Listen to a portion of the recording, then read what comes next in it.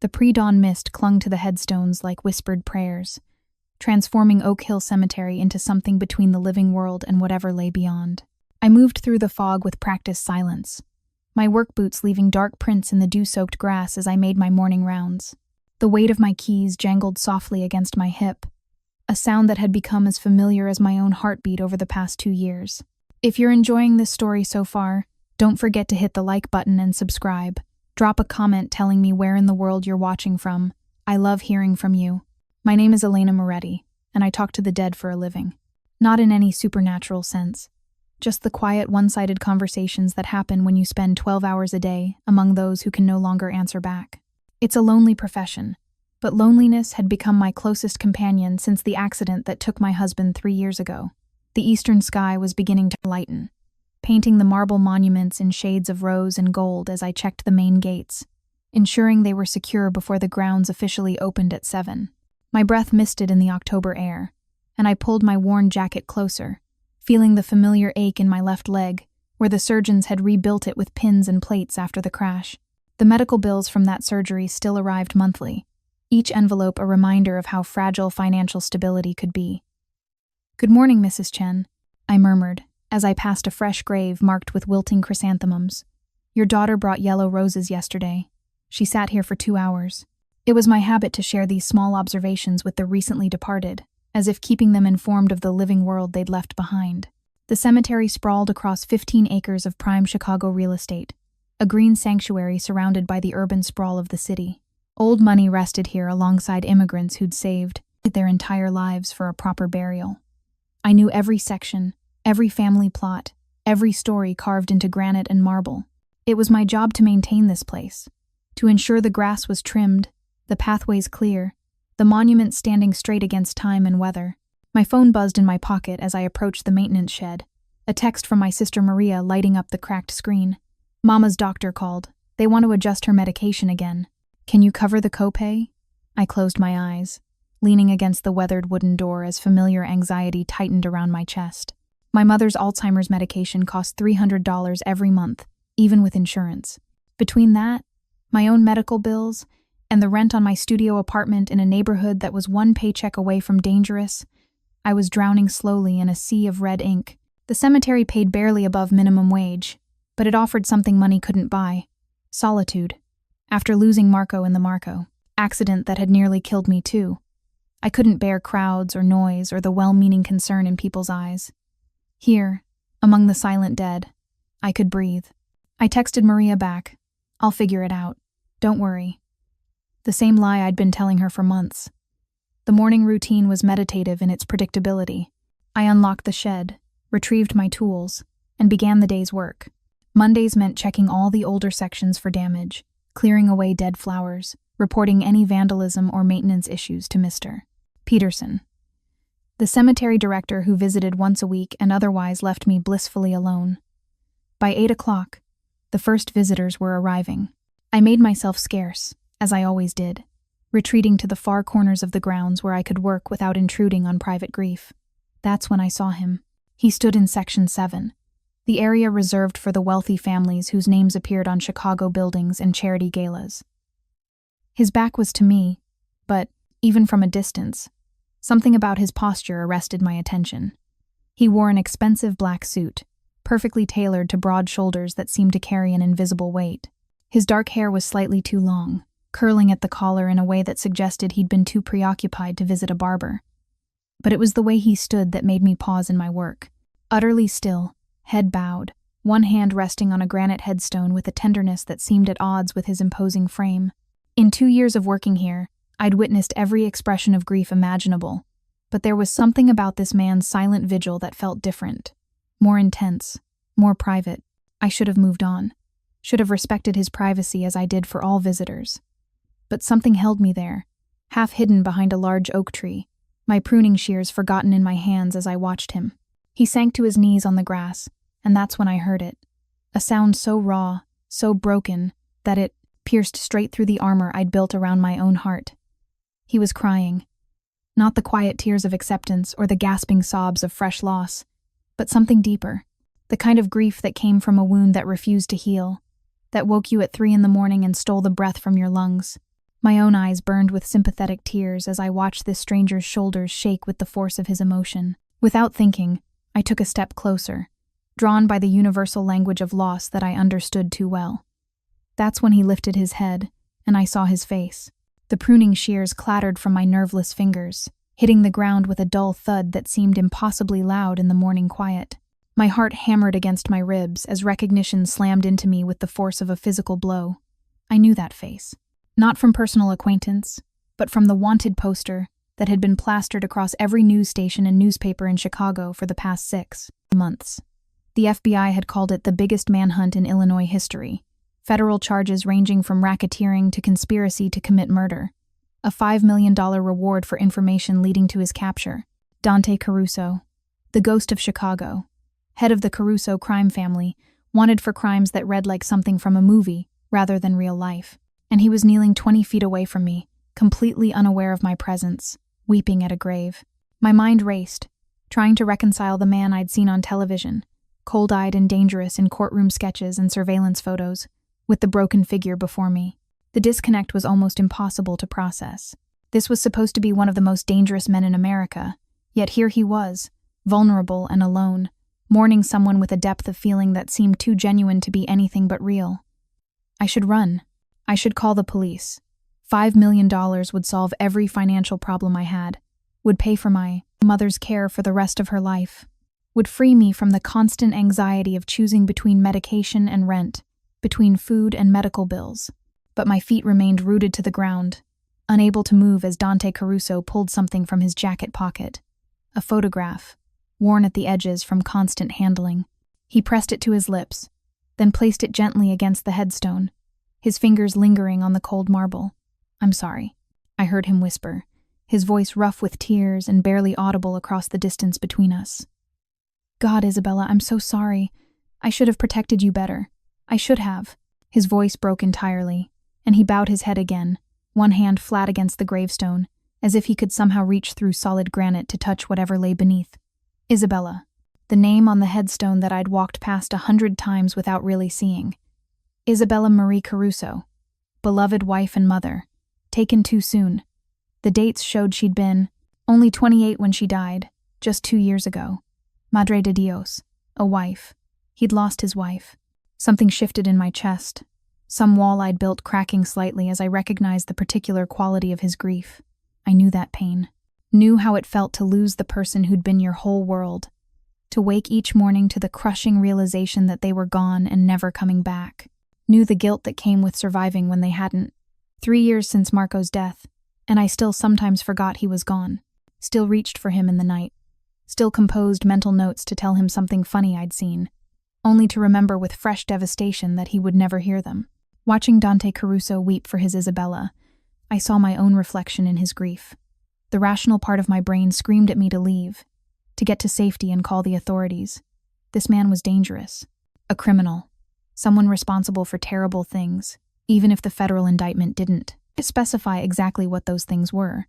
The news reports had been vague but ominous, speaking of organized crime and criminal enterprise, and substantial threat to public safety. But the part of me that had learned to recognize genuine emotion in this place of eternal rest saw only a man destroyed by loss, a husband who visited his wife's grave in the pre-dawn hours when no one else would see, who cried with the kind of abandon that came only when you thought yourself completely alone. A branch snapped under my foot. Dante's head whipped around with a speed that made my breath catch. If you're hooked on this story, make sure to subscribe and turn on notifications so you never miss an upload. Your support means everything and helps me bring you more emotional stories like this one. And suddenly those grief-reddened eyes were locked on mine. For a moment that stretched into eternity, we simply stared at each other across the morning mist. His expression transformed in an instant, the vulnerable, broken man vanishing behind a mask of cold calculation. His hand moved to his jacket, and I knew with absolute certainty that he was reaching for a weapon. "Please," I heard myself say, the word emerging as barely more than a whisper. "I won't. I'm not." He was on his feet in one fluid motion, crossing the distance between us with a predator's grace that sent every survival instinct I possessed into screaming alarm. But I couldn't move, couldn't run, frozen like a rabbit before a wolf as he closed the space between us. "How long have you been watching me?" he demanded, his voice low and deadly. all traces of tears gone as if they'd never existed. His hand gripped my upper arm, not painfully, but with enough force to make his point clear. "Who are you?" "I work here," I managed, my voice trembling despite my best efforts to remain calm. "I'm the groundskeeper. I didn't mean to intrude. I was just doing my rounds, and I heard." "You heard what?" Each word was clipped, precise, his dark eyes boring into mine with an intensity that made it impossible to look away. "I heard someone crying," I said honestly, something about his direct stare making lies. "Impossible. I thought someone might need help." A muscle worked in his jaw as he processed this, his grip on my arm neither tightening nor loosening. "And now?" he asked, his tone suggesting he already knew the answer. "Now that you've seen my face? Now that you know who I am?" My heart hammered so hard I was certain he could hear it. "I know you're Dante Caruso," I admitted, seeing no point in pretending otherwise. "I've seen the news." Something flickered in his eyes. Not surprise, but perhaps resignation. "And the $5 million reward?" he asked, his thumb absently stroking the inside of my wrist in a gesture that seemed unconscious. That must look pretty attractive to someone working as a cemetery groundskeeper. The accurate assessment of my financial situation should have felt like an insult, but his tone held no judgment. Just a statement of fact from someone who understood how the world worked, how money could motivate even the most moral person to compromise their principles. "It would solve a lot of problems," I said quietly, maintaining eye contact even though every instinct screamed at me to look away from that penetrating gaze. My mother's medical bills, my own debt, everything. I watched surprise flicker across his features, as if he hadn't expected such honesty. "But?" he prompted, because clearly there was a but. Otherwise, I would have already been running for the cemetery office where my phone sat charging. "But I've lost someone too," I found myself saying, the words emerging from some deep well of truth I hadn't realized existed. "My husband, 3 years ago, and I know what it looks like when someone's grief is real. When they're not performing or pretending, but actually," I swallowed hard, "actually falling apart." His grip on my arm loosened slightly, though he didn't release me. "That doesn't mean I'm not dangerous," he said, but some of the threat had leached from his voice. "Doesn't mean I'm not everything the Bide. FBI says I am." "Maybe not," I agreed, surprising myself with my own boldness. "But you're also a man who visits his wife's grave alone, who cries for her when he thinks no one's watching. That's real too." For a long moment, we stood there in the rising sunlight, two strangers bound together by grief and impossible circumstance. I could see him weighing options, calculating risks, deciding what to do about the witness who'd stumbled onto his private mourning. "What's your name?" he asked finally, his voice gentler than it had been. "Elena," I answered. "Elena Moretti." His eyes widened almost imperceptibly. "Moretti," he repeated. "Italian?" "My husband was," I confirmed. "I kept his name after." "After he died," Dante finished, understanding implicit in those 3 words. His hand finally released my arm, though he remained close enough that I could smell his cologne, expensive and subtle, mixing with the scent of morning dew and freshly turned earth. "Elena Moretti," he said again, as if committing it to memory. "And you work here every day?" I nodded, uncertain where this was leading. 5 days a week, sometimes 6 when they need extra help. He glanced back toward Isabella's grave, something complicated crossing his features. When he looked at me again, his expression had shifted into something I couldn't quite read. "I come here every Monday," he said quietly. "Dawn, before the gates officially open, before anyone else arrives." "I know," I admitted. "I've seen your car a few times. I usually stay away, give visitors their privacy. But not today." "Not today," I confirmed. "I'm sorry. I should have." "Don't apologize for having a heart," he interrupted, his hand rising to cup my cheek in a gesture so unexpected that I gasped. His palm was warm against my skin, his thumb brushing away a tear I hadn't realized had fallen. That's rare enough in this world. We stood like that for a moment that felt suspended outside of time. 2. People connected by loss and loneliness, in a place where the boundaries between life and death seemed thinner than anywhere else. "I should let you go," he said finally, his hand dropping away from my face. "Before someone sees us together. Before you're implicated in whatever they think I am." "Wait," I said as he turned to leave. He paused, looking back at me with an expression I couldn't decipher. "Your wife, Isabella, what was she like?" The question seemed to surprise him. His jaw worked for a moment before he answered. She was light, he said simply. Everything I'm not. She saw good in the world, believed people could change, loved without conditions or limits. His voice roughened. She died because of me, because someone wanted to hurt me and chose to hurt her instead. The raw honesty in his admission stole my breath. I'm sorry, I whispered, inadequate but genuine. So am I, he replied. Every day, every breath. He studied my face for a long moment. You should. Report me, Elena Moretti. Take the reward money. Solve your problems. I wouldn't blame you. Is that what you want me to do? His laugh held no humor. What I want stopped mattering a long time ago. He reached into his jacket, and I tensed, but he withdrew only a business card, holding it out to me. But if you decide not to make that call, if you need anything at all, you use this number. Consider it payment for your discretion. I took the card, my fingers brushing against his in a contact that seemed to carry an electric charge. The card was plain white, with nothing but a phone number embossed in black. I have to ask, I said as he turned again to leave. Why tell me that? Why give me a way to reach you? I could give this to the FBI. He smiled then, a sad, knowing expression that transformed his face from merely handsome to absolutely devastating. Because I saw your face when I was crying, Elena. I saw recognition there, not of who I am, but of what I feel. That kind of understanding is worth the risk. And then he was walking away, moving through the headstones with the confidence of someone who'd spent a lifetime navigating dangerous spaces. I watched him disappear into the morning mist, his expensive suit and dark hair fading into shadow and memory. My hands were shaking as I looked down at the card in my palm. A phone number, a connection to a man wanted by the FBI, a man who'd just trusted me with his location, his routine, his vulnerability. The logical thing would be to call the police immediately, to report the sighting, claim the reward, solve all my financial problems in one stroke. Instead, I found myself walking to Isabella's grave, standing where Dante had knelt moments before. The photograph he'd placed against the headstone showed a young woman with dark hair and a smile that lit up her entire face. She was beautiful in the way that came from joy rather than features, her eyes full of the kind of happiness that seemed impossible in the world I'd come to know. He still loves you, I whispered to the woman in the photograph, to the name carved in marble, to whatever part of her might still linger in this place. After everything, after all this time, he still loves you enough to cry. The sun was fully risen now, burning away the mist and transforming the cemetery into just another place, rather than the liminal space it had been at dawn.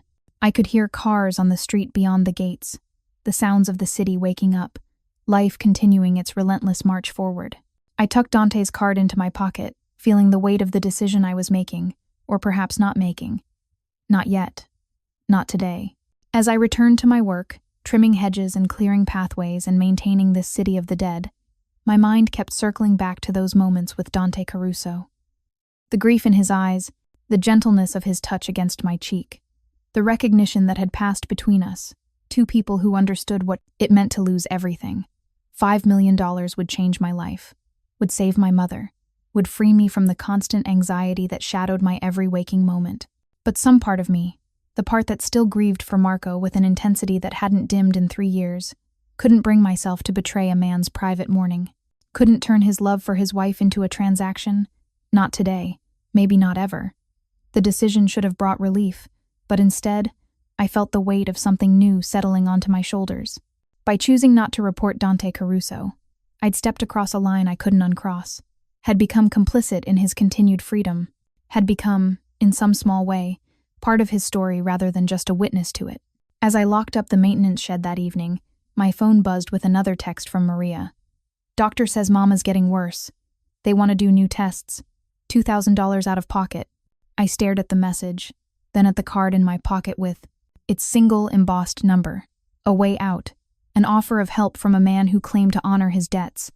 But at what cost? What did it mean to accept assistance from someone like Dante Caruso? What obligations would come attached to that kind of help? I didn't call the number that night. Didn't call the FBI either. Instead, I lay awake in my small apartment, staring at the ceiling and wondering if I'd made a terrible mistake or somehow stumbled onto the only right choice in a situation with no good options. The answer would come soon enough, because something told me that encountering Dante Caruso at his wife's grave wasn't an ending.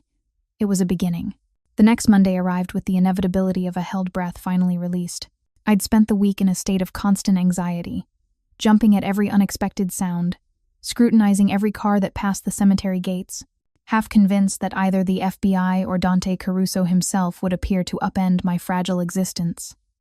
Neither happened. My mother's condition worsened. The new tests revealed accelerated cognitive decline, and her doctor recommended moving her to a facility with 24-hour care. The cost was astronomical, $6,000 per month, not including medications. Maria had cried on the phone, her voice breaking as she asked what we were supposed to do. I'd held Dante's card in my hand for 3 hours that night, my thumb tracing the embossed numbers while I weighed pride against desperation, independence against my mother's rapidly failing mind. I didn't make the call. Instead, I picked up extra shifts at the cemetery, volunteered for weekend work, and began selling what little I owned of any value. Marco's watch, the one his grandfather had given him, brought $300. My wedding ring, the simple gold band I'd worn even after his death, added another $500. Each transaction felt like cutting away pieces of my past. But what good were memories if my mother died alone and afraid because I was too proud to? Accept help? Dawn on Monday found me at Isabella's grave before the gates officially opened, ostensibly checking for storm damage from the previous night's rain. In truth, I was waiting. The expensive black sedan that had become familiar over the past months pulled through the gates precisely at 5:47 a.m., parking in the same spot it always did. Dante emerged, and even from a distance, I could see the exhaustion etched into his features. He looked thinner than he had the week before, the expensive suit hanging slightly looser on his frame. Dark circles shadowed his eyes, and his usual careful grooming had given way to stubble and hair that looked finger-combed at best. He stopped when he saw me standing near his wife's grave, his entire body going still in that predatory way I'd noticed during our first encounter. For a long moment, we simply regarded each other across the morning mist, two people caught in an impossible situation neither of us had chosen. "Elena," he said finally, my name emerging rough and uncertain, as if he'd been unsure he'd ever see me again. "I didn't call," I said, the words tumbling out before he could ask. "The FBI, I mean. I didn't report seeing you." Something shifted in his expression, relief, perhaps, or surprise. "Why not?" he asked, moving closer with slow, careful steps, as if approaching a skittish animal. $5 million would solve a lot of problems. It would, I agreed, wrapping my arms around myself against the October chill. My mother needs specialized care I can't afford. I'm selling everything I own just to cover a fraction of the costs. That reward money would be a miracle. He stopped a few feet away, close enough that I could see the flecks of gold in his dark eyes, the fine lines around his mouth that spoke of stress and sleepless nights. "But," he prompted gently, "but I couldn't stop thinking about your face when you were crying," I admitted, the honesty feeling both dangerous and necessary. "About how some things are sacred, even if the person experiencing them is complicated or dangerous or wanted by the FBI. Grief is grief. Love is love. Those things don't stop being real just because the person feeling them has done terrible things." Dante's jaw worked as he processed my words. "You don't know what terrible things I've done," he said quietly. "Don't know what I'm capable of. Maybe you should be afraid of me, Elena Moretti." "Maybe," I agreed. "But I'm not. At least, not in the way I probably should be." He studied me with an intensity that made my skin prickle with awareness.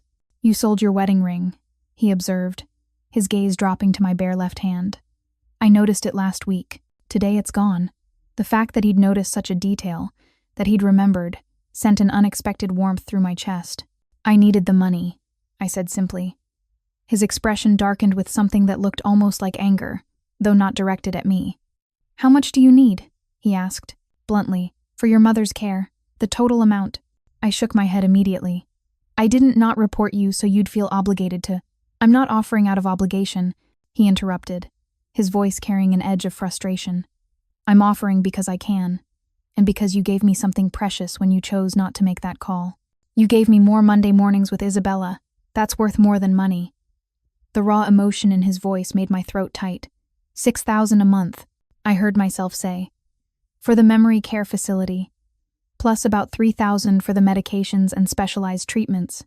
"Done," he said immediately, already reaching for his phone. "Dante, no," I started, but he held up one hand. "It's already done, Elena. My accountant will set up a trust to cover all medical expenses for your mother indefinitely. You'll receive documentation within 48 hours. He pocketed his phone, his dark eyes meeting mine with unwavering certainty. You protected my secret. This is how I protect you. Tears burned behind my eyes at the casual way he'd just eliminated the crushing weight that had been suffocating me for months. I don't know what to say, I whispered. Say you'll let me visit my wife in peace, he replied, a ghost of a smile touching his lips. Say you won't vanish now that your financial problems are solved. Say you'll be here next Monday so I know I'm not completely alone in the world. The vulnerability beneath his words struck something deep in my chest. I'll be here, I promised. Every Monday, if you want. I want, he said simply. We stood there in the growing light, the cemetery coming alive around us with birdsong and the distant rumble of traffic. It should have felt awkward, this strange connection forming between us, but instead, it felt inevitable, like two planets caught in each other's gravitational pull, unable to break away even if we'd wanted to. Tell me about her, I said softly, gesturing toward Isabella's grave. If you want to, if it doesn't hurt too much. Dante's expression transformed, pain and love and loss mingling into something so profound it was almost painful to witness. Talking about her always hurts, he admitted, but not talking about her hurts more, like she's dying twice, once in reality, and again in silence. I understood that with every fiber of my being. Marco was the same way, I said. My husband. People stopped saying his name after the funeral, like mentioning him would break me, but the silence was worse than any grief. Dante moved to his wife's grave, kneeling as he had the previous week, his hand resting gently on the cold marble. Isabella was a kindergarten teacher, he began, his voice soft but clear in the morning stillness. She loved children with this fierce, protective love that made her entire face light up when she talked about her students. I knelt beside him, maintaining a respectful distance but close enough to hear every word. How did you meet? I asked.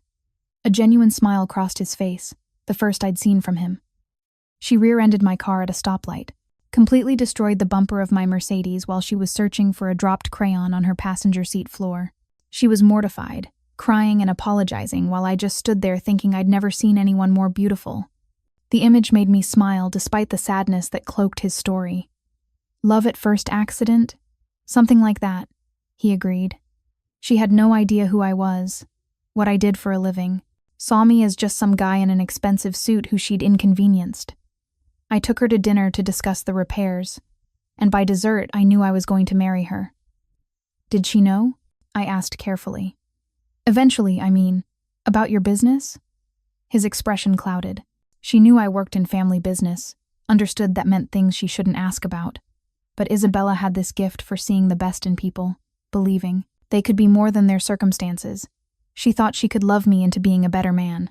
His voice broke slightly. She almost succeeded. What happened to her? The question emerged before I could consider whether it was appropriate, but Dante didn't seem offended.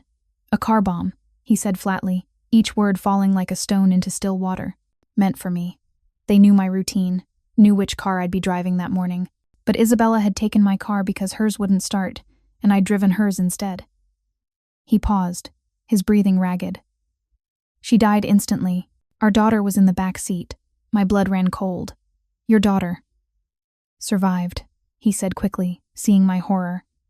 Minor injuries, miraculously. She was 3 years old then.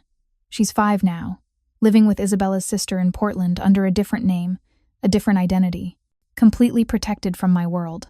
The revelation shifted everything I thought I understood about Dante Caruso. He wasn't just a grieving widower.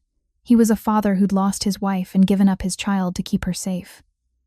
You gave up your daughter, I breathed. The sacrifice almost incomprehensible. I gave her a chance at a normal life, he corrected, his voice rough with suppressed emotion. One where she doesn't wake up wondering if today's the day someone tries to kill her father. Where she can go to school and make friends and believe the world is fundamentally good, the way her mother did. But you're alone, I said softly, finally understanding the depth of his isolation. Completely alone. His dark eyes met mine, and I saw centuries of loneliness in their depths.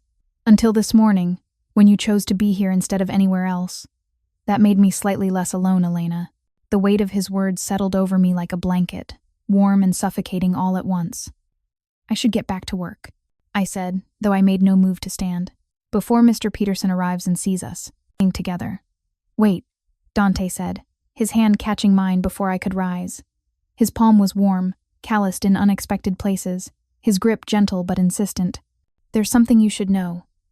About why I'm wanted by the FBI.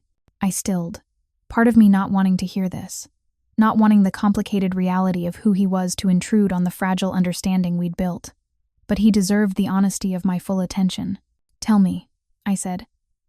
I built my family's empire on the usual foundations, he began, his thumb unconsciously tracing circles on the back of my hand. Gambling, protection, some strategic acquisitions that skirted the edge of legal.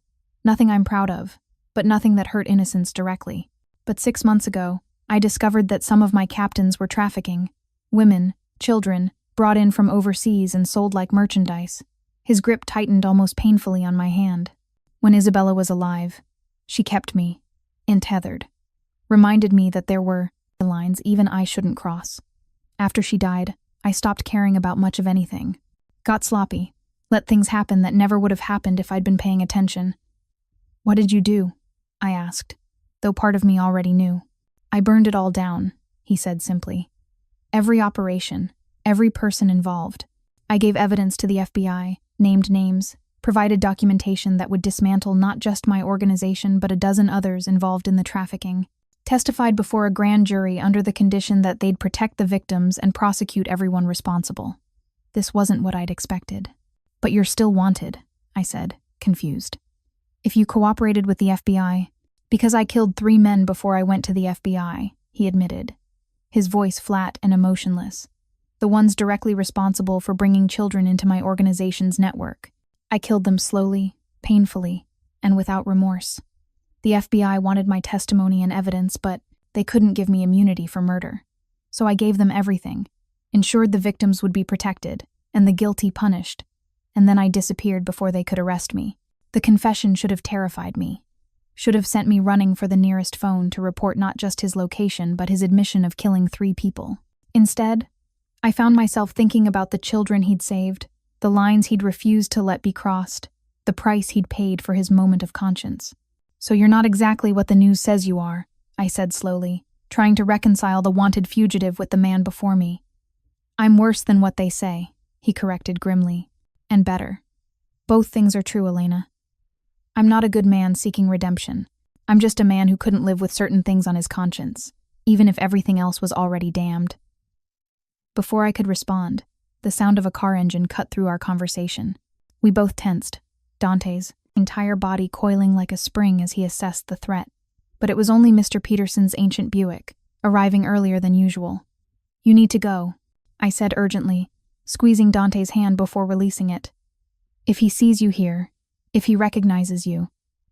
Next Monday, Dante said, already moving toward his car, with that liquid grace that spoke of a life spent ready for danger. Same time. And Elena? He paused, looking back at me with an expression I couldn't quite read. Thank you. For listening. For not running. For being here. And then he was gone, the black sedan disappearing through the cemetery gates just as Mr. Peterson's car pulled into the small parking lot near the office. I stood there, my hand still warm from Dante's touch, my mind reeling from everything he'd told me. He'd given up his daughter, testified against his own organization, killed 3 traffickers, and was now living as a fugitive, all while still finding time every Monday morning to visit his wife's grave and cry for the life they'd lost. He was dangerous. He was broken. He was capable of terrible violence and unexpected kindness. He was, I was beginning to realize, the most complicated person I'd ever encountered. And against all logic, all self-preservation, all common sense, I was already looking forward to next Monday. The documentation Dante had promised arrived exactly 48 hours later. A messenger delivered a thick envelope to my apartment, the contents taking my breath away. A trust fund established in my mother's name, fully funded to cover all medical expenses indefinitely. Transfer papers for the memory care facility, already approved and waiting for my signature. And a letter, handwritten in surprisingly elegant script. Elena, your mother's care is secured. You'll never have to choose between her health and your own survival again. This isn't charity or obligation, it's gratitude. You gave me the gift of knowing that one person in this world saw me at my lowest and chose compassion over profit. That's rare enough to be priceless. If you need anything else, anything at all, use the number I gave you. I meant what I said about protecting you. You're under my protection now, whether you asked for it or not. In my world, that means something. Until Monday, D.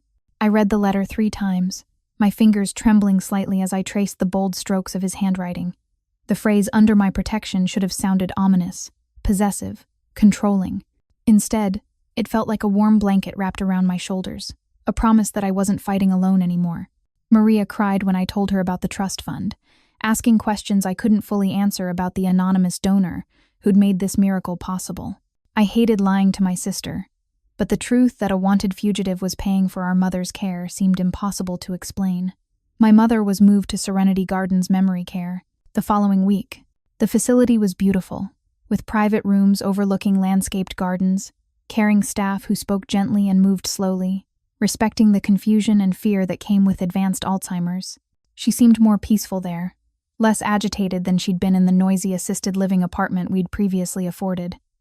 "You did good, Mija," she told me during one of her rare lucid moments, her thin hand patting mine with surprising strength.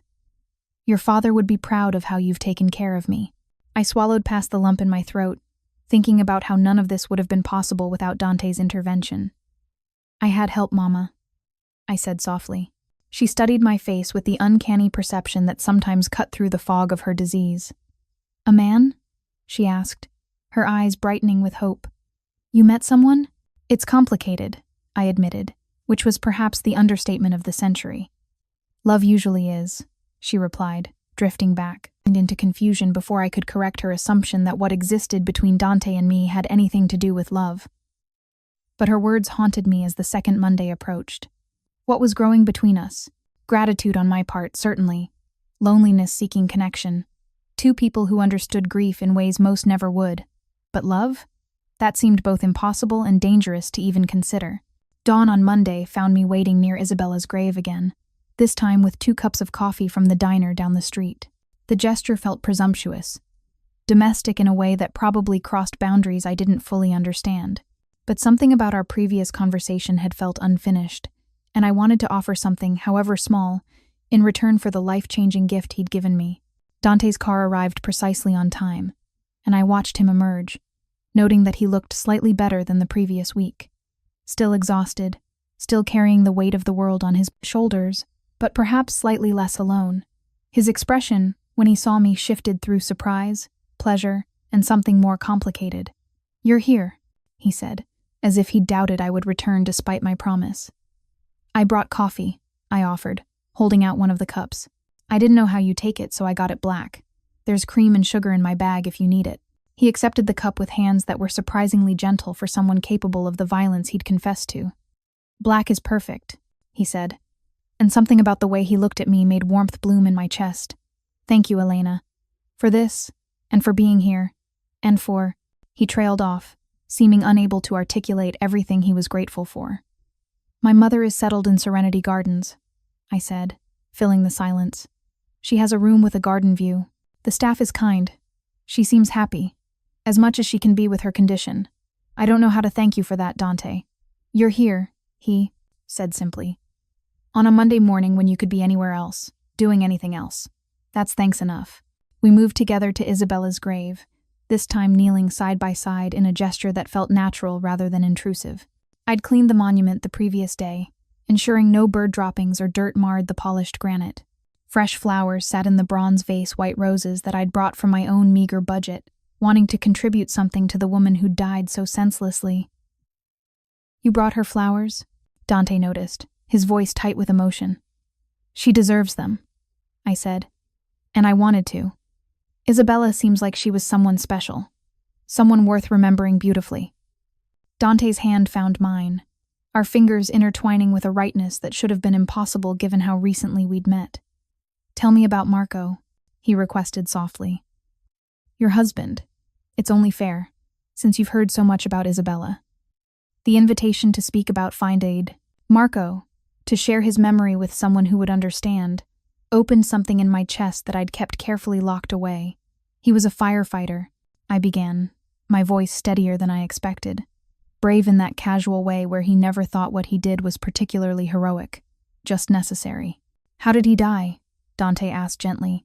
House fire, I said, the words still painful even 3 years later.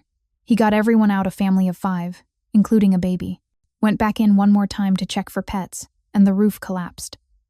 I was in the ambulance when they brought him out. I held his hand while I couldn't finish the sentence. Dante's grip on my hand tightened, offering silent support. You were there when he died, he said, understanding the particular trauma of that. That's its own kind of hell. You weren't there for Isabella, I realized, the pieces falling into place. You didn't get to say goodbye. His jaw clenched, pain radiating from him in almost palpable waves.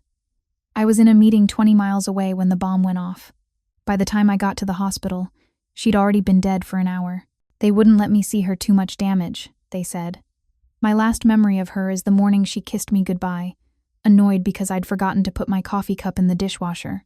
The mundane detail of the forgotten coffee cup, the casual goodbye that became a final farewell, struck me with devastating force. I'm sorry, I whispered. Inadequate but sincere. We're quite a pair, Dante said with a bitter laugh. 2 people who've loved and lost, who understand that particular emptiness that comes from survival when the person you loved most didn't survive. We sat in silence for a while, our joined hands resting on the dew-damp grass, finding comfort in shared presence rather than words.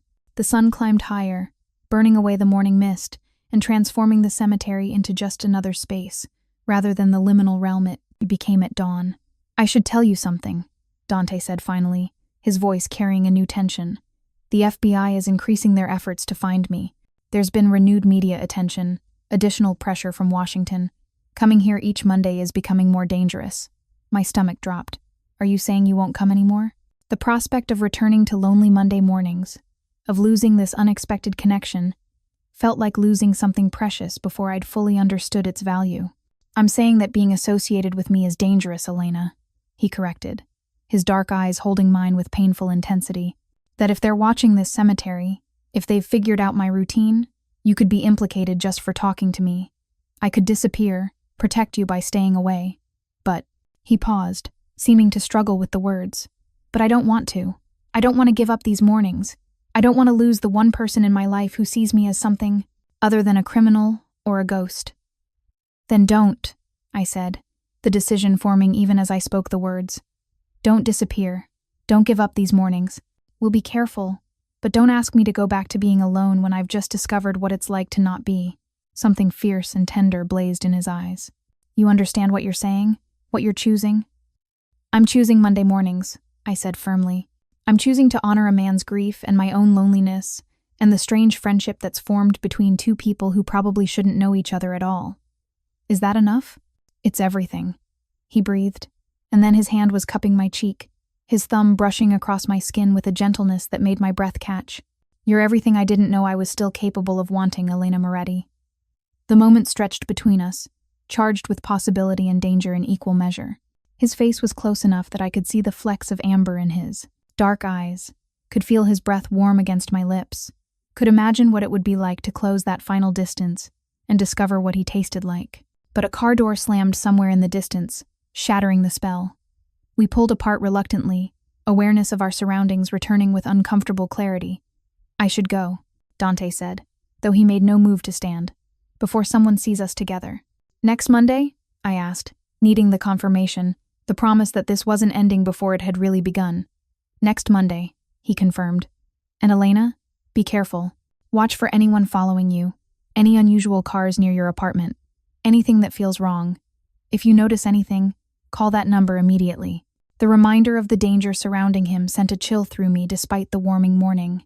I will, I promised. He stood, helping me to my feet with casual strength, his hand lingering on mine for just a moment longer than necessary. Thank you, he said quietly. For the coffee, for the flowers, for choosing to be here, for seeing Isabella as someone worth remembering beautifully. She is, I said simply. And so are you, Dante. Worth remembering, worth knowing, despite everything. The vulnerability that flashed across his face told me how rarely anyone saw him that way, as something more than the sum of his crimes or his power or his carefully constructed reputation.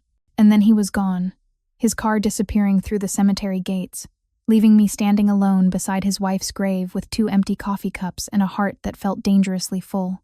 I didn't notice the dark sedan parked across the street, or the man inside photographing everyone who entered and exited the cemetery. Didn't realize that someone had been watching, documenting, building a case. Didn't understand that by choosing Monday mornings with Dante Caruso, I'd just painted a target on my own back. That realization would come soon enough, in the most terrifying way possible. The call came on a Thursday afternoon, 3 days after that second Monday morning with Dante.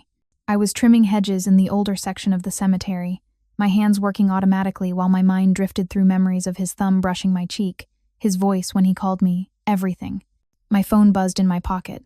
Unknown number. I almost didn't answer, but something made me swipe to accept. Elena Moretti? A woman's voice, crisp and professional. Yes, who's calling? This is Special Agent Sarah Chen with the FBI. I need you to come to our field office for a conversation, today, if possible. My blood turned to ice. The pruning shears slipped from my nerveless fingers, clattering against a headstone. What is this about? I think you know, Miss Moretti. Agent Chen's tone wasn't unkind, but it held the weight of knowledge, of evidence, of walls closing in. We can do this the easy way, with you coming in voluntarily, or the hard-for way. Your choice. My mind raced, panic clawing at my throat. They knew. Somehow, they knew about my Monday meetings with Dante. I haven't done anything wrong, I managed, though my voice shook. Then you have nothing to worry about. 2 o'clock, downtown field office. Don't make me send agents to pick you up, Elena. That wouldn't look good for you. The call disconnected, leaving me standing among the graves with my heart hammering and my hands shaking so badly I had to sit down on a nearby bench. I should call Dante. Warn him. That's what any reasonable person would do. My fingers hovered over the card in my wallet, the one with his number embossed in black. But if the FBI was watching me, tracking my calls, wouldn't that just confirm everything they suspected? Wouldn't I be leading them straight to him? Instead, I called Maria, my voice somehow steady as I told her I had an appointment and would be late visiting Mama. Then I changed out of my work clothes in the cemetery. Bathroom. Pulled on the one professional outfit I still owned, a navy dress that had seen better days, and drove downtown with the careful precision of someone trying not to think about how thoroughly their life was about to implode. The FBI field office was exactly what you'd expect. Sterile, intimidating, full of serious people carrying folders and wearing badges. A receptionist directed me to the 3rd floor, where Agent Chen waited in a conference room with walls made entirely of glass, as if to remind me I had nothing to hide behind. She was younger than I'd expected, maybe mid-30s, with sharp eyes and an even sharper suit. Another agent sat beside her, an older man with gray at his temples and the kind of face that had seen too much. Miss Moretti, thank you for coming in, Agent Chen said, gesturing to a chair across the table. This is Special Agent Marcus Webb. We have some questions about your activities at Oak Hill Cemetery. I sat, folding my hands in my lap to hide. They're trembling. I'm a groundskeeper. I maintain the property, handle routine maintenance. That's all. Agent Webb slid a folder across the table, opening it to reveal surveillance photographs. My stomach dropped. There I was, standing near Isabella's grave, and there was Dante, his face partially turned toward the camera but still recognizable. Another photo showed us kneeling together by the headstone. Another caught the moment his hand touched mine. That's Dante Caruso, Agent Chen said unnecessarily. One of the FBI's most wanted fugitives. And that's you, having what appears to be an intimate conversation with him, on multiple occasions. He was visiting his wife's grave, I said quietly, forcing myself to meet her eyes. I didn't know who he was at first. But you do now, Agent Webb interjected. And you didn't report it. Didn't call the tip line. Didn't inform local law enforcement. That's obstruction of justice, Miss Moretti. That's aiding and abetting a federal. Fugitive. The words hit like physical blows. I'm not aiding anyone, I protested. He comes to mourn his wife. I happen to be there doing my job. We've had a few conversations. That's all.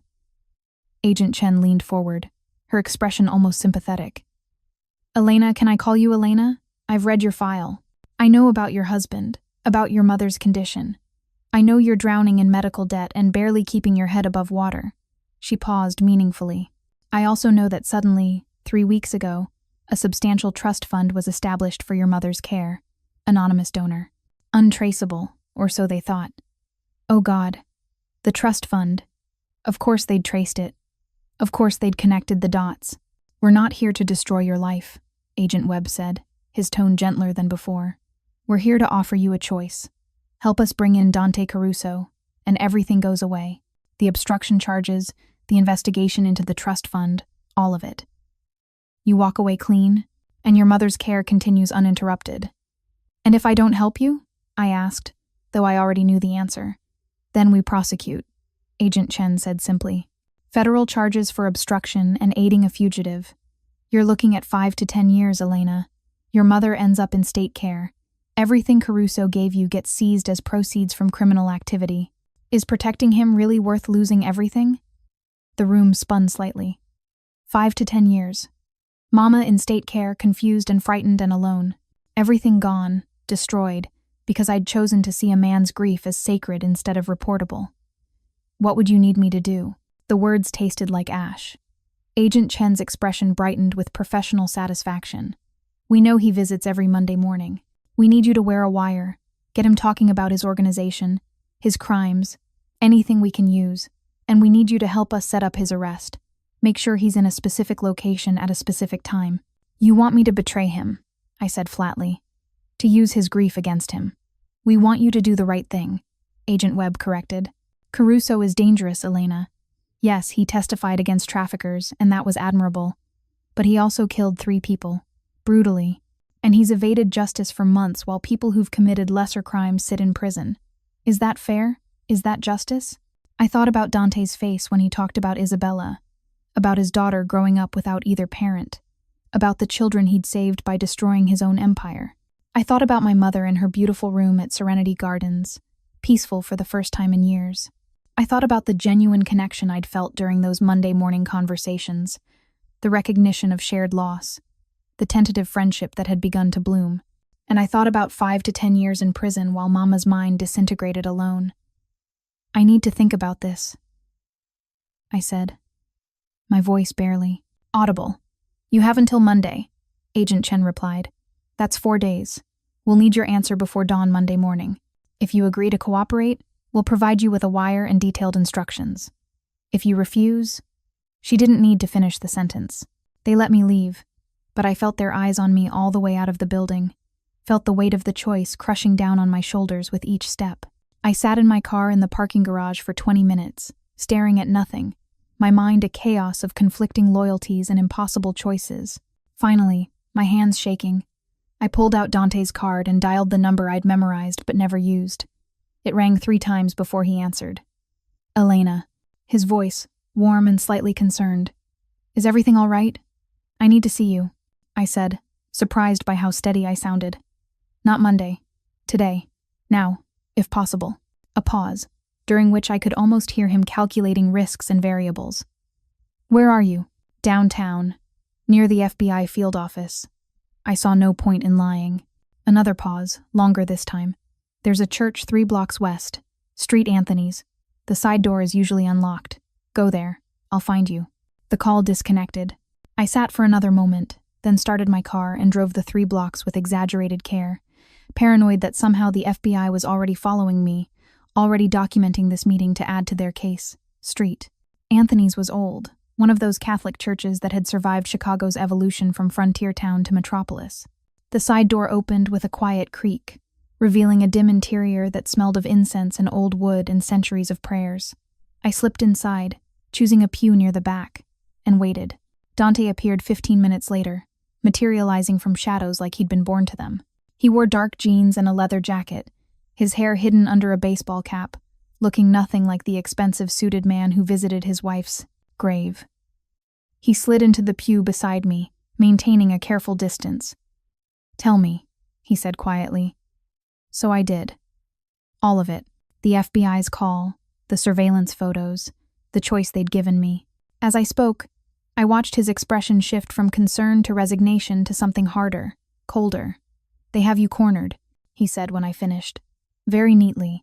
Either you betray me, or you lose everything. Classic federal prosecution strategy. I don't want to betray you, I whispered, surprised to find tears on my cheeks. But Dante, 5 to 10 years. My mother alone in state care. Everything you gave us, seized and destroyed. How can I? You can't, he interrupted gently, his hand covering mine on the wooden pew. You shouldn't. Elena, listen to me. What we have these Monday mornings. This friendship, it's not worth your freedom or your mother's well-being. It's not even close. Don't say that, I protested. Don't make it meaningless. It's not meaningless, he said, his voice getting rough with emotion. It's the most meaningful thing that's happened to me since Isabella died. But that doesn't make it more important than your life, your future, your family. You need to take the deal. I stared at him, shocked. You want me to wear a wire? To help them arrest you? I want you to survive, he corrected, his dark eyes holding mine with painful intensity. I want your mother to have the care she needs. I want you to not spend the next decade in prison because you were kind to a grieving widower. That's what I want, Elena. But you'll go to prison, I said, the reality of it hitting me fully. For murder, for everything. You said they couldn't give you immunity. A sad smile touched his lips. I've been living on borrowed time since Isabella died. Part of me knew this was always how it would end, caught, convicted, imprisoned for the things I've done. Maybe that's justice. Maybe it's what I deserve. You saved those children, I argued desperately. You destroyed your own empire to stop the trafficking. That has to count for something. It counts, he agreed. But it doesn't erase the 3 men I killed. Doesn't change the fact that I built my fortune on illegal activities. I'm not innocent, Elena. I'm just a guilty man who finally found a line he couldn't cross. We sat in silence for a long moment, the weight of impossible choices pressing down on both of us. Colored light from the stained glass windows painted shifting patterns across the pews, dust motes dancing in the beams like tiny angels. I can't do it, I said finally. I can't wear a wire, can't set you up, can't use your grief as bait, even if it means going to prison myself. I can't. Dante's hand tightened on mine. Elena. No, I interrupted. Listen to me. You said I gave you something precious when I chose not to report you that first Monday. You said compassion over profit was rare enough to be priceless. Well, this is the same thing. I'm choosing compassion over self-preservation. I'm choosing to honor what we've built, even if it costs me everything. Something profound shifted in his expression, a mixture of awe and anguish, and something that looked dangerously like love. You beautiful, foolish woman, he whispered. You're willing to throw away your life for a man you've known for 3 weeks? I'm willing to throw away my life for someone who saw me at my lowest and chose to help without asking anything in return, I corrected. For someone who visits his dead wife every Monday and cries like the world is ending. For someone who gave up his daughter to keep her safe. That's who I'm choosing, Dante. Not the FBI's most wanted fugitive, but the man who made me feel less alone. Before I could process what was happening, Dante pulled me into his arms, crushing me against his chest with a desperation that stole my breath. I felt his heart hammering against my cheek, felt his hands in my hair, felt the shudder that ran through his entire body. I don't deserve you, he said into my hair, his voice breaking. Don't deserve your loyalty or your faith or your willingness to destroy yourself for me. Maybe not, I agreed, my arms wrapping around him, holding just as tightly. But you have it anyway. What do we do now? He pulled back just enough to see my face, his hands framing my cheeks with a gentleness that made my heart ache. Now I fix this, he said with sudden determination. I'm not letting you go to prison for protecting me, Elena. I won't allow it. How can you possibly? Trust me, he interrupted. Give me until Saturday. Don't contact the FBI, don't agree to anything, just give me 2 days, can you do that? I searched his face, seeing certainty there alongside the fear and determination. What are you planning? Something I should have done months ago, he said cryptically. Then, before I could ask more questions, he leaned forward and pressed his lips to mine in a kiss that felt like goodbye and hello and promise all at once. It was brief, achingly tender, over almost before it began, but it branded itself into my memory with perfect clarity. The warmth of his mouth, the scratch of his stubble against my skin, the taste of coffee and desperation.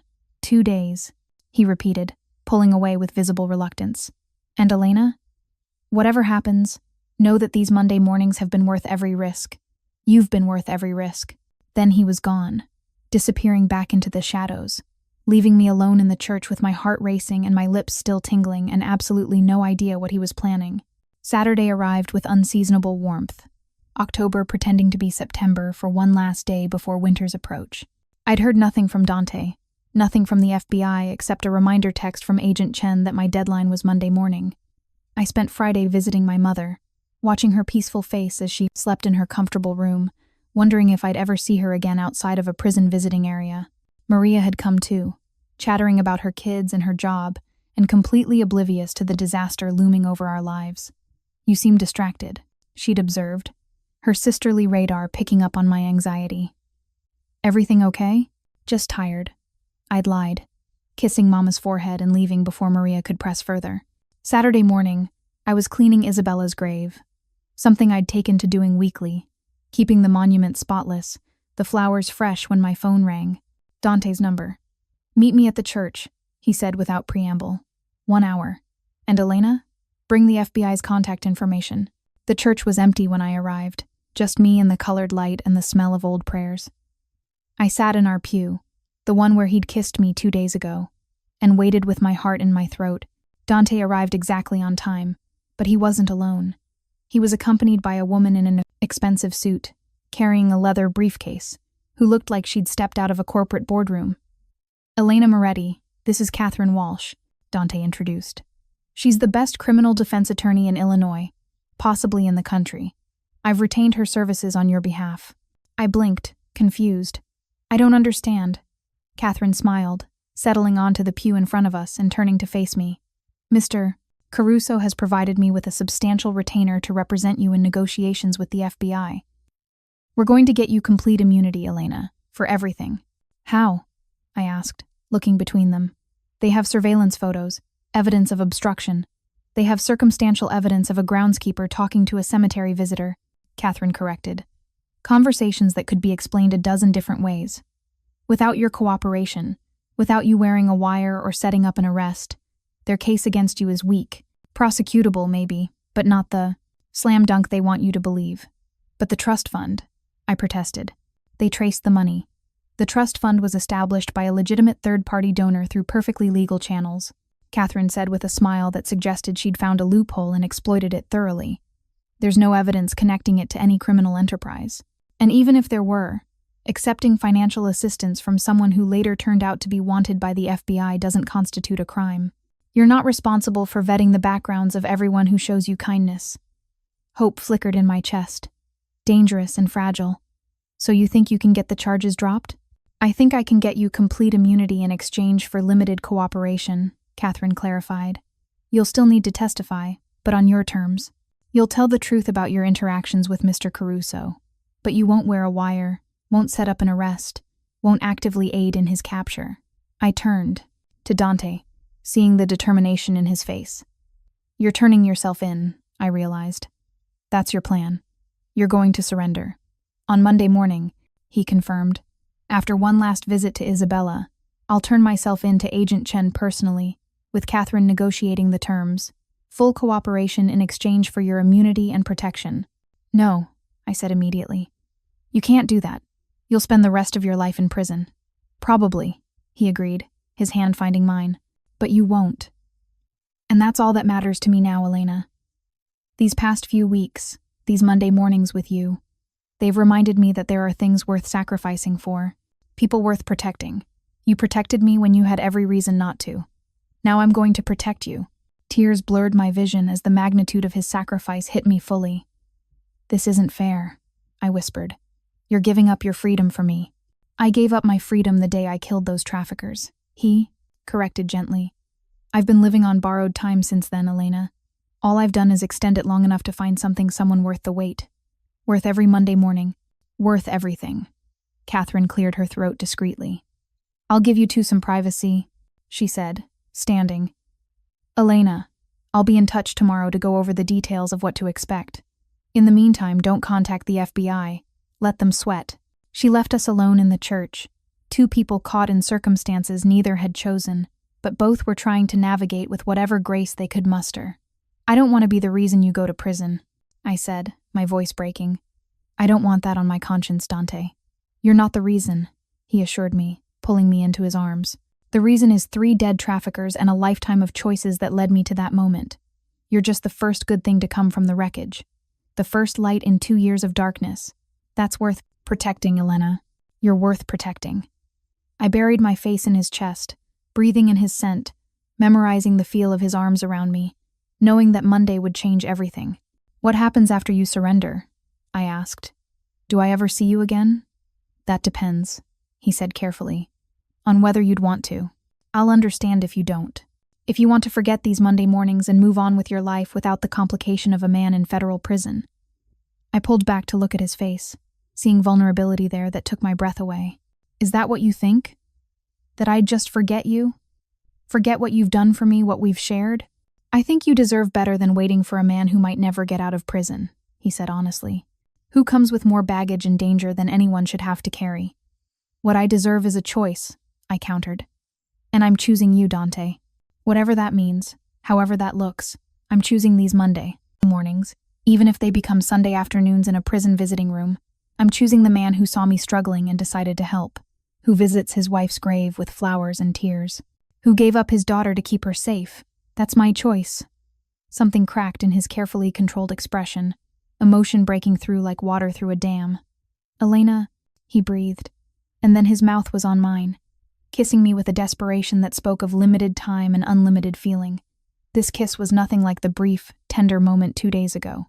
This was need and fear and promise all tangled together, his hands in my hair, mine clutching his shoulders, both of us trying to compress a lifetime of wanting into a single moment. When we finally pulled apart, both breathing hard, his forehead rested against mine. "I love you," he said, the words simple and devastating. I didn't plan to, didn't think I was still capable of it after Isabella. But I love you, Elena Moretti. Your kindness, your strength, your willingness to see past the monster to the man beneath. I love you. Tears streamed down my face as I kissed him again, softer this time. "I love you too," I whispered against his lips. "I love you, and I'm so angry at the universe for letting me find you just in time to lose you." "You're not losing me," he promised. "I'll be in prison, but I'll still be yours. For as long as you'll have me. For as long as you're willing to accept collect calls and supervised visits and all the complications that come with loving a convicted felon. Forever then," I said simply. "Because I'm not very good at letting go of people I love." We held each other for a long time in that church, drawing strength from shared touch, shared warmth, shared understanding that Monday would come whether we were ready or not. Monday morning arrived cold and gray, autumn finally asserting itself after Saturday's false summer. I drove to Oak Hill Cemetery in the pre-dawn darkness, my hand steady on the wheel despite the chaos in my heart. Dante's car was already there, parked in its usual spot. He stood by Isabella's grave, and for a moment, I just watched him from a distance, memorizing the sight. His dark hair slightly too long, curling at his collar, his broad shoulders beneath the expensive suit. The way he touched the gravestone like he was greeting an old friend. I approached slowly, 2 cups of coffee in hand, our Monday morning ritual that would end today. "You came," he said, though we both knew I would. "One last Monday morning," I replied, handing him his coffee. "Before everything changes." We knelt together by Isabella's grave, and Dante placed a hand on the cold marble. "Isabella, I want you to meet Elena," he said softly, speaking to his dead wife with the same openness he'd shown me. "She's the woman who's given me a reason to believe in second chances. Who's made me want to be better than what I've become. I think you'd like her. I think you'd understand why I'm doing this." My throat tightened with emotion at the intimacy of the moment, at being introduced to the woman whose memory I'd been honoring for weeks. "I'll take care of him," I promised Isabella, my hand resting beside Dante's on the stone. "As much as I can, in whatever ways they'll let me. I promise." We sat in silence as the sun rose, painting the cemetery in shades of gold and orange, transforming the monuments from shadows into solid, beautiful things. In the distance, I could see black SUVs pulling up to the gates, the FBI, arriving for the surrender Catherine had negotiated. "It's time," Dante said quietly, standing and helping me to my feet. "I know." He pulled me into his arms one last time, holding me like I was something precious and fragile. "Thank you," he whispered into my hair, "for every Monday morning, for seeing me, for choosing compassion when profit would have been easier, for loving a man who doesn't deserve it." "You deserve it," I insisted, my arms tight around him. "You deserve to be loved, Dante. And I'm going to keep loving you through every collect call and prison visit and long year of waiting. That's my promise to you." Agent Chen approached, flanked by other agents, her expression professional but not unkind. "Mr. Caruso, Miss Moretti, I believe we're all here for the same purpose." Catherine Walsh appeared beside us, her briefcase in hand. "My client is prepared to surrender voluntarily in exchange for the immunity agreement we discussed for Miss Moretti." The next hour blurred together signatures on documents, careful explanations of terms, Agent Chen's acknowledgement that my cooperation was limited to truthful testimony and nothing more. The charges against me vanished like morning mist, replaced by witness protection protocols and assurances that my mother's care would continue undisturbed. They let us say goodbye privately. One last moment before the pact is. Handcuffs and the transport vehicle, and the beginning of whatever came next. "I'll write," Dante promised, his hands cupping my face, his thumbs brushing away my tears. "Every day, if they let me. And I'll wait for you, however long it takes, whatever happens. I'll be there," I promised in return. "Sunday visits, letters, phone calls. I'm not going anywhere, Dante. You're stuck with me." He kissed me one last time, tender and desperate and full of everything we didn't have time to say. Then Agent Chen was there with handcuffs, and Catherine was there with legal reassurances, and I was watching the man I loved being led away toward a future neither of us had wanted but both of us had chosen. As the SUVs pulled away, Dante looked back at me through the window. I raised my hand in farewell, tears streaming down my face, but somehow smiling through them. Because this wasn't an ending, I realized. It was a strange, painful, complicated beginning, a love story that started in a cemetery, between a wanted fugitive and a lonely groundskeeper, forged in Monday mornings and sealed with impossible sacrifices. I stood there long after the vehicles disappeared, my hand still raised, my heart somehow still beating despite feeling like it had been torn from my chest. Finally, I turned back to Isabella's grave, kneeling one last time. "I'll keep my promise," I told her. "I'll take care of him. And I'll come here every Monday to tell you how he's doing, to keep you updated on the man you loved, who's now loved by someone else. Thank you for sharing him with me, even if it's just through letters and visits and years of waiting." The sun climbed higher, burning away the last of the morning mist. In my pocket, my phone buzzed with a text from an unknown number. "First letter coming soon. I love you. D." I smiled through fresh tears, pressing my hand to the cold granite one last time before standing and walking back toward my car, toward my life, toward whatever future. Awaited a woman brave enough to love a man in prison, patient enough to wait for Monday mornings that would now come in different forms. Behind me, Isabella's grave stood peaceful in the morning light, her name carved in stone, her memory honored by not one but two people who loved completely, sacrificed deeply, and believed that some things like Monday mornings and sacred grief, and the courage to choose compassion over profit, were worth any price. Epilogue. 3 years later. The visiting room at Marion Federal Prison was nothing like the cemetery where we'd met. Fluorescent lights instead of morning sun, plastic chairs instead of dew-damp grass, armed guards instead of silent monuments. But when Dante walked in, his face lighting up at the sight of me, it felt somehow sacred anyway.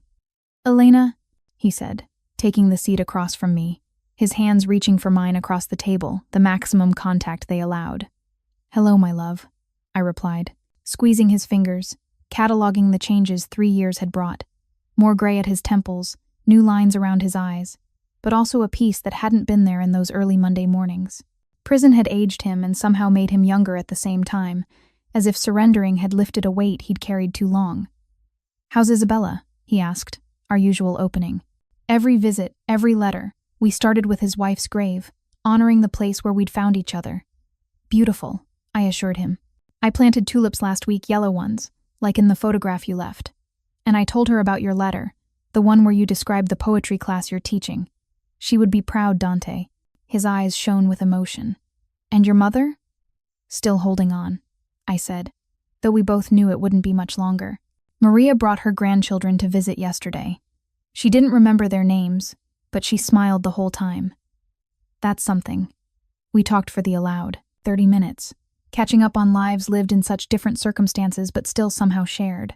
He told me about the literacy program he'd started, teaching other inmates to read. I told him about the promotion at the cemetery, how I'd been made assistant director, how I'd hired 2 formerly incarcerated people who needed second chances. As always, the time passed too quickly.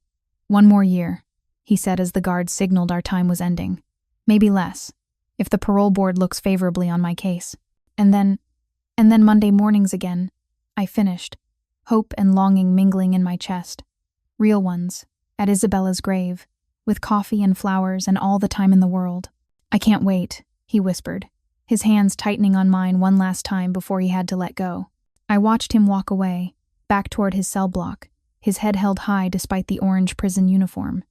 He'd found purpose here, found a way to make meaning from consequences, to help others the way I'd helped him that first morning in the cemetery. Outside, the autumn sun was setting, painting the prison walls in shades of gold. I drove back to Chicago with the radio off, thinking about Monday mornings past and future, about the strange grace of choosing love, even when circumstances made it nearly impossible. My phone buzzed with a text from Maria.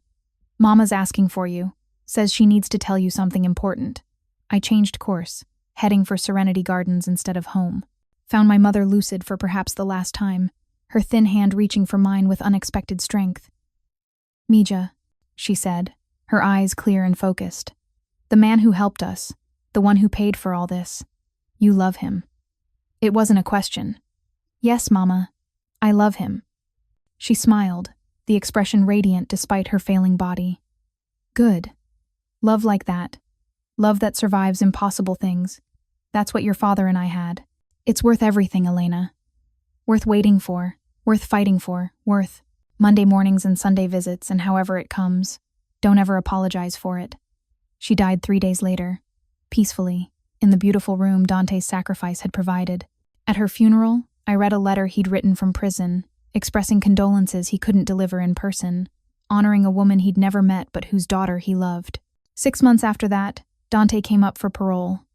I attended the hearing, testified about his work in prison, his rehabilitation, the man he'd become. The board approved his release with conditions: supervised probation, continued community service, monthly check-ins. And then, on a Monday morning in October, 4 years after that first encounter, I stood at Isabella's grave waiting. The air carried the familiar bite of autumn, the cemetery wrapped in morning mist, everything exactly as it had been that first day. A car pulled through the gates, not the expensive sedan from before, but a simple Toyota. And Dante emerged, no longer wearing expensive suits or prison orange, just jeans and a sweater and freedom written across every line of his face. We met at Isabella's grave, and I handed him a cup of coffee, our ritual, preserved through years of separation, finally restored. "Good morning," I said, my voice breaking with emotion.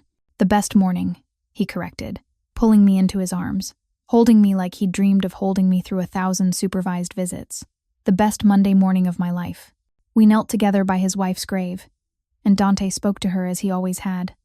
"Isabella, I'm home, and I brought someone who kept me whole while I was gone, who believed in second chances and Monday mornings and love that survives impossible things.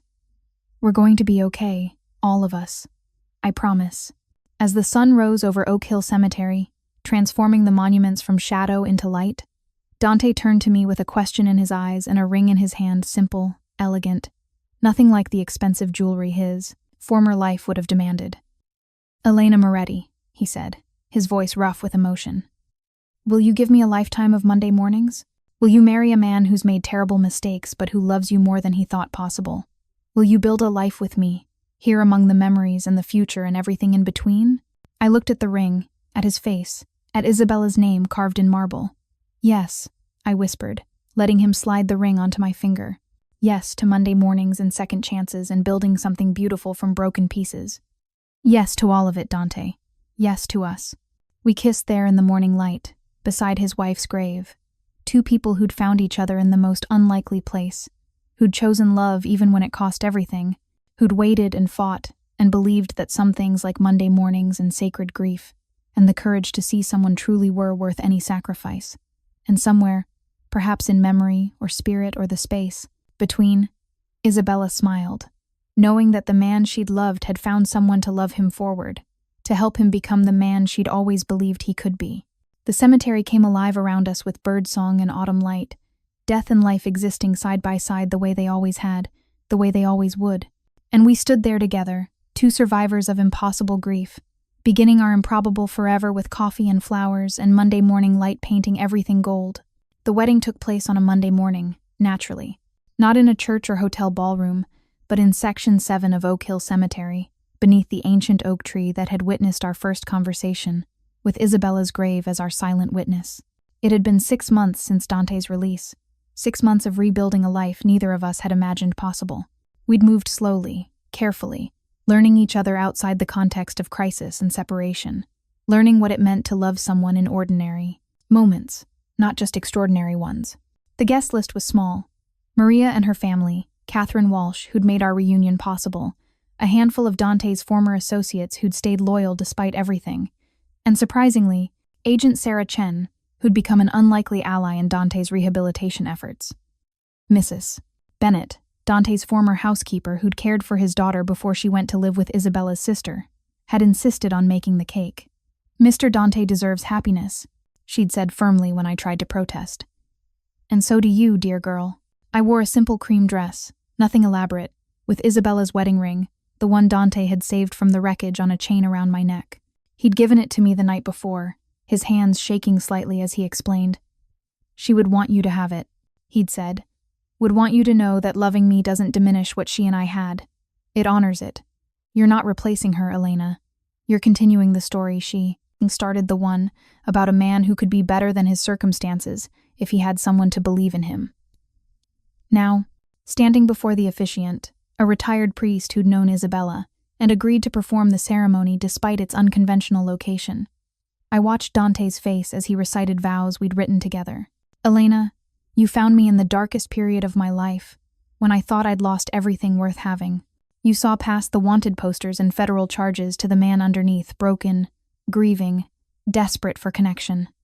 You chose compassion when profit would have been easier. You chose love when fear would have been safer. You waited for me through 3 years of prison visits and collect calls, never wavering, never giving up." His voice roughened with emotion. "I promised to spend the rest of my life being worthy of that faith, to honor your courage with my own growth, to build with you something neither of us could build alone, to give you Monday mornings and Tuesday afternoons and every day in between, for as long as we both shall live." My own vows came through tears that felt more like joy than sorrow. "Dante, you taught me that second chances aren't just possible, they're sacred. That love doesn't end with death, but transforms into something that can hold space for new love without diminishing what came before. You gave my mother peace in her final years. You gave me purpose when I was drowning. You gave us both the gift of Monday mornings."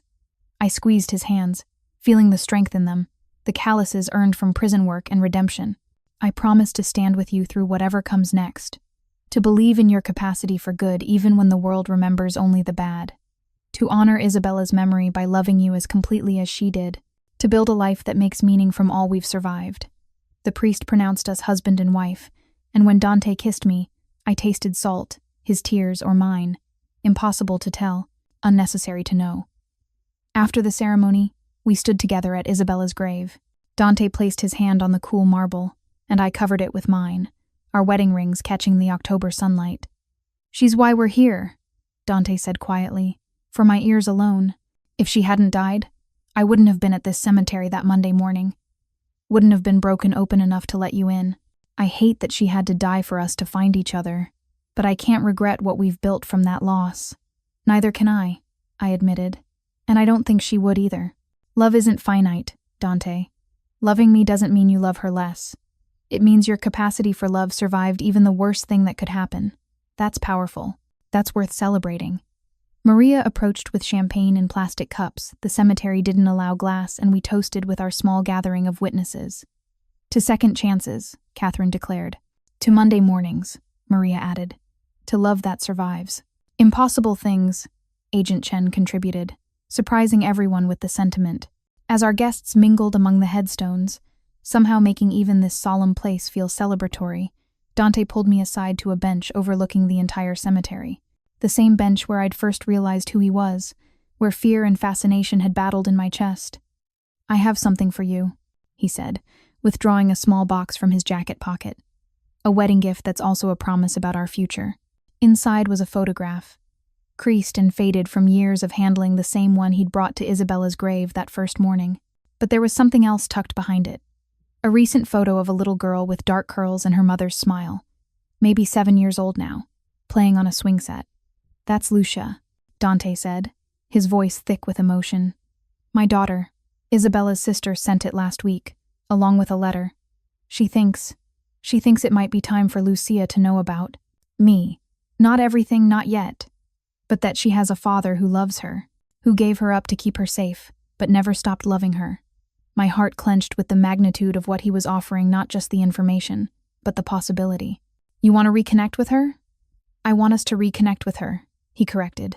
If you're willing.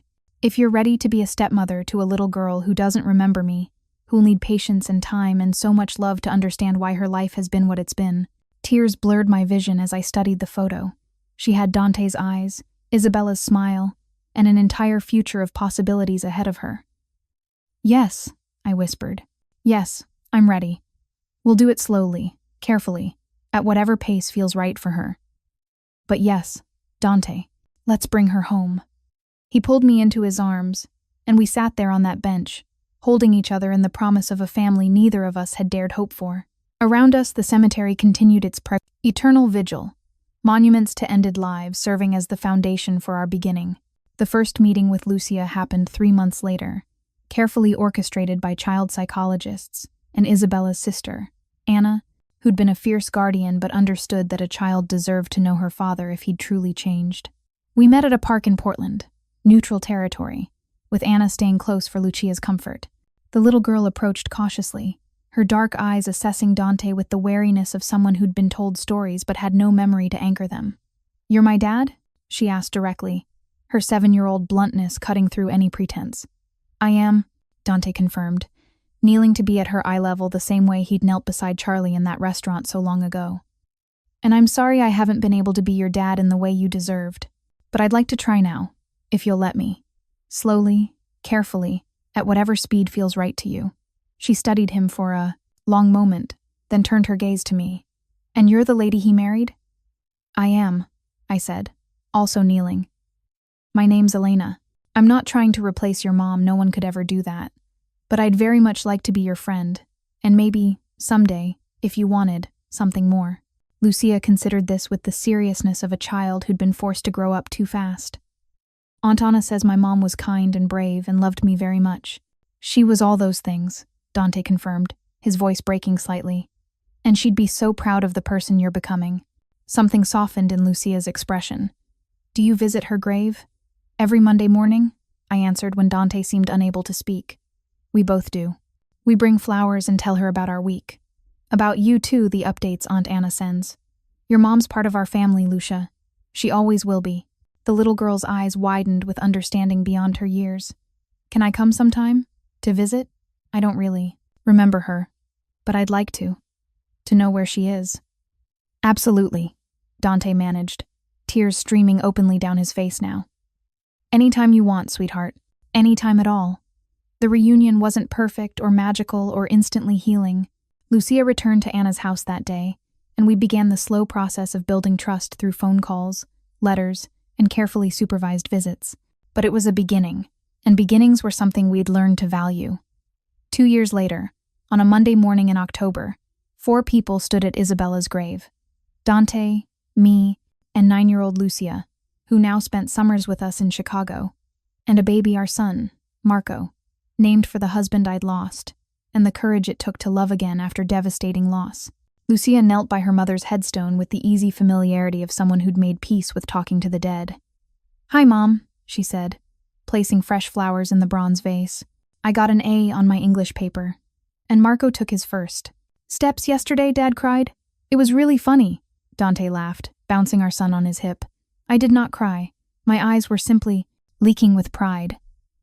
"You totally cried," Lucia teased, the warmth in her voice testament to the relationship they'd painstakingly rebuilt over 2 years of patience and consistency and love. I stood beside my husband, our daughter, our son, surrounded by monuments to the dead while celebrating the fullness of life we'd somehow created. This strange, beautiful, impossible family, forged from Monday mornings and second chances, and the courage to believe that love could survive anything. "Thank you, Isabella," I whispered, my hand finding Dante's. For him, for showing him what love could be, for making him the man who could find me in a cemetery and choose to become better. "Thank you." The morning sun climbed higher, burning away the mist, and somewhere between the shadows and the light, I swear I felt her approval. a whisper of gratitude from one woman to another, passing on the sacred duty of loving a complicated, beautiful, redeemed man. Ready? Dante asked, Marco reaching chubby hands toward the sky. Ready? Lucia confirmed, taking my hand in hers. And together, our impossible family walked out of the cemetery into the October morning, carrying with us the weight of loss and the lightness of hope, proving that sometimes the most beautiful beginnings grow from the darkest endings, that Monday mornings can hold both grief and joy, and that love, true love, never really dies. It just transforms into something even more extraordinary. Thank you so much for watching until the end. If you loved this story, check out the other videos on your screen now. I think you'll really enjoy them. And don't forget to subscribe if you haven't already. See you in the next story.